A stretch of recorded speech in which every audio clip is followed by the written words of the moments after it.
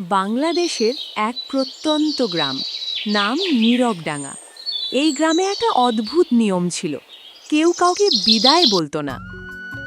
গ্রামের অদ্ভুত নিয়ম। নীরবডাঙ্গার মানুষ খুব সাধারণ। ধানক্ষেত, কাঁচা রাস্তা, পুকুর, বটগাছ। কিন্তু একটা বিষয় অস্বাভাবিক। কেউ গ্রাম ছাড়ার সময় কিছু বলে না, বাসে উঠেও পেছনে তাকায় না, কবরস্থানের পাশে সন্ধ্যার পর কেউ যায় না। সবচেয়ে অদ্ভুত কথা, এই গ্রামে কেউ কাউকে শেষ বিদায় দেয় না। একদিন গ্রামে আসে এক কিশোর, নাম নাইম। সে শহর থেকে মামা বাড়িতে এসেছে।